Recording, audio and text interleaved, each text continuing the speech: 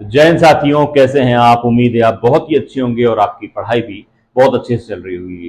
साथियों, आज के इस वीडियो में एक बड़ी अपडेट के साथ मैं आया हूं, जहां पर मैं आपको एक अपडेट देने वाला हूं उत्तर प्रदेश होमगार्ड की भर्ती।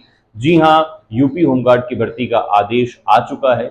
उसका फुल प्रोसीजर क्या है, क्या आर्टिकल में है और कब तक ये भर्ती होगी, कौन कौन लोग उसको भर सकते हैं, अदर स्टेट वाले इन्वॉल्व होंगे नहीं होंगे, और यूपी होमगार्ड की भर्ती यूपी होमगार्ड की भर्ती का संबंध यूपी आने वाली यूपी पी से कैसे हो सकता है, ये मैं आपको पूरी जानकारी इस वीडियो में देने वाला हूं। तो वीडियो बहुत ही इंटरेस्टिंग है, प्लीज वीडियो को स्किप मत करिएगा, पूरा जरूर देखिएगा। ये बिना देरी के वीडियो को शुरू कर ले। तो वीडियो शुरू करने से पहले एक रिक्वेस्ट कि अगर आप हमारे चैनल में पहली बार विजिट कर रहे हैं तो वीडियो को लाइक, चैनल को सब्सक्राइब करना मत भूलिएगा। सबसे पहले इस आर्टिकल को पढ़िए, जो आर्टिकल वायरल हो रहा है उस पर हम लोग पूरी जांच पड़ताल करने वाले हैं। दरअसल जो आर्टिकल रिलीज किया गया है, ये देखिए, यूपी में 42,000 पदों पर होगी होमगार्ड जवानों की भर्ती, सीएम योगी ने दिया निर्देश।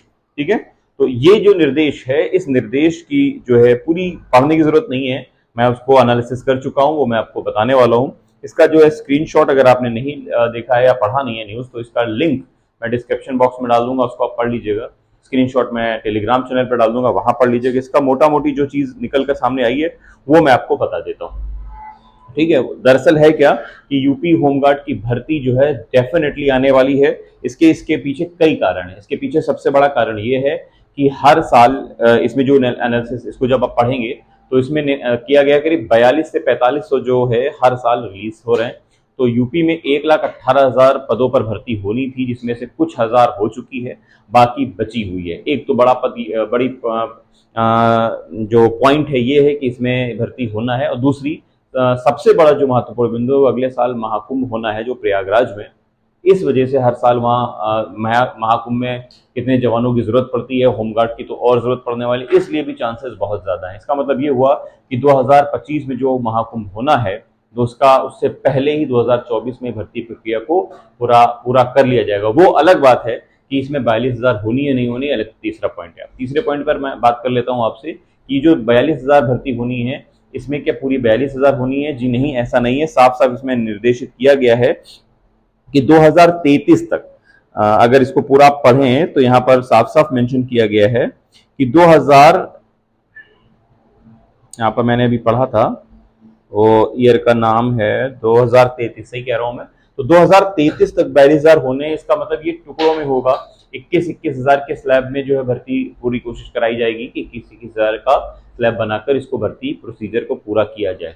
तो इतना ये तय है कि 21,000 हो, चाहे वो 20,000 हो, चाहे वो 42,000 हो, भर्ती प्रोसीजर पूरा होगा और इसी साल होने के पूरे चांसेस हैं। कब ये भर्ती आता है, नोटिफिकेशन कब आता है, अपडेट मैं देता रहूंगा। आइए आगे की अब सबसे बात कर लें। अगर आप तैयारी कर रहे हैं तो तैयारी में सबसे इंपॉर्टेंट चीज क्या है आपके लिए, वो मैं बता दूं। अब सोचेंगे कि यूपी होमगार्ड बनकर पूरी लाइफ बितानी है क्या? बिल्कुल नहीं। पहले तो उन लोगों के लिए वैकेंसी है, अगर कोई वैकेंसी नहीं हाथ आ रही है तो मजबूरी है, तो फिर अगर आपका सिलेक्शन यूपी होमगार्ड में हुआ है तो फिर इसको ही रखिए। लेकिन अगर यूपी होमगार्ड में हो गया और ये जब भी आपकी है यूपीपी के लिए, तो जरूर भरिएगा। वजह, क्योंकि यूपीपी से आपको क्या मिलता है, 10% का आरक्षण मिलता है साथियों। अगर आप यूपी होमगार्ड में भर्ती हो चुके हैं तो आपको यूपीपी के लिए 10% का आरक्षण मिलता है सीधा। तो ये बहुत बड़ा आरक्षण है।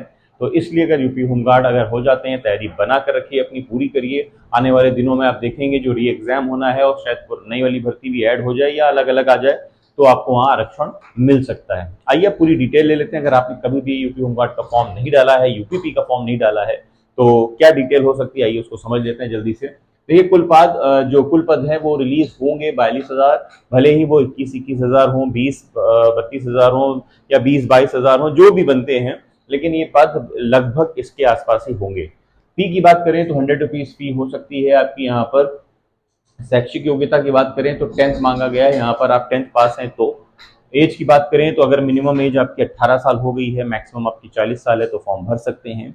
एज रिलैक्सेशन की बात कर लें तो यहाँ पर 18 साल और 40 साल, मतलब 3 साल और 5 साल की छूट मिलने वाली है। ओबीसी के लिए 3 साल और SC ST के लिए यहाँ पर 5 साल आपको छूट मिलने वाली है।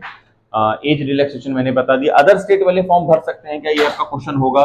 तो अदर स्टेट वाले बिल्कुल फॉर्म यहाँ पर भर सकते हैं। अदर स्टेट वाले फॉर्म यहाँ पर बिल्कुल ही भर सकते हैं, इसके लिए कोई भी प्रॉब्लम नहीं होगी आपको। ठीक है, अब आइए जरा सिलेक्शन प्रोसेस की बात कर लेते हैं। सिलेक्शन प्रोसेस बिल्कुल सिमिलर यूपी स्टेट की किसी भी वैकेंसी से बिल्कुल मिलता जुलता होता है। यूपी पीक से मिलता जुलता है, क्या है बस उसमें अभी रुचि है, इसमें अभी रुचि नहीं है। हिंदी के क्वेश्चन होंगे, जीके के क्वेश्चन होंगे, रीजनिंग के क्वेश्चन होंगे और मैथ्स के क्वेश्चन होंगे। ये चारों चीजें अपनी तैयारी में बनाकर रखिए, यही चारों चीजें आपको नेक्स्ट यूपीपी या किसी भी एग्जाम में भी देखने को मिलती है।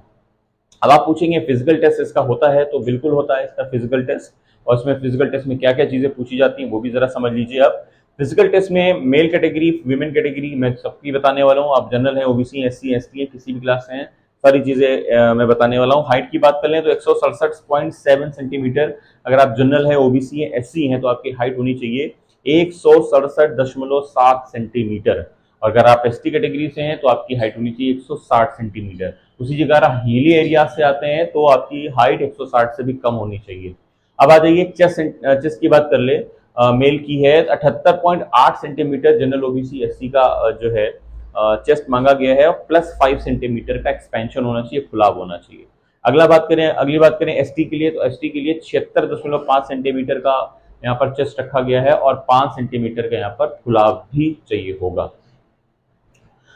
विमेन की बात करें तो विमेन की हाइट है 152 सेंटीमीटर। 152 सेंटीमीटर आप किसी भी क्लास से हैं, चाहे जनरल से हैं, ओबीसी हैं, एससी से हैं, आपको 152 सेंटीमीटर फेस करना आपको मीजर होनी चाहिए आपकी। और 147 सेंटीमीटर महिलाओं की जो है हाइट होनी चाहिए एसटी क्लास की। तो ये सारी जानकारी मुझे आपको देनी थी। आपने तैयारी पूरी बनाकर रखिएगा, क्योंकि ये तय है कि इस साल भर्तियां बहुत सारी आने वाली हैं। और स्पेशली यूपी होमगार्ड की भर्ती की बात करें तो महाकुंभ अगले साल होने की वजह से, और यूपीपी और ये दोनों ही वैकेंसी 100% आनी है। कितनी आनी है, क्या आनी है, इस चीज में बिल्कुल भी मत पड़िएगा। आपको सिर्फ एक वैकेंसी चाहिए, ज्यादा नहीं चाहिए। अपनी एक के लिए तैयारी मजबूत पक्की बना के रखिए ताकि आपको कोई वहां से हिला ना पाए। ऐसी ही ताज़ा अपडेट के लिए हर एक चीज़ की, गवर्नमेंट जॉब की, चाहे सेंट्रल हो चाहे स्टेट हो, वहां पर मैं आपको देता रहता हूँ इस चैनल पे। तो प्लीज़ इस चैनल को जल्दी से सब्सक्राइब कर लीजिए। कहीं कोई इशू आता है तो आप कमेंट बॉक्स में कमेंट करके ज़रूर आप पूछ सकते हैं, मैं हर एक कमेंट का जवाब देता हूँ। टेलीग्राम चैनल का लिंक मैं इसमें डाल दूंगा। टेलीग्राम चैनल को आप क्या कर लीजिएगा, प्लीज़ ज्वाइन कर लीजिएगा, क्योंकि वहां पर मैं ज़्यादा एक्टिव रहता हूँ, तो वहां पर आपको जवाब जल्दी मिल जाएगा। कमेंट बॉक्स में कमेंट, यूट्यूब में जब मैं इतना एक्टिव नहीं रहता हूँ, जवाब देने के लिए आपको मैं मिलने वाला हूँ टेलीग्राम पर या इंस्टाग्राम पर, ठीक है।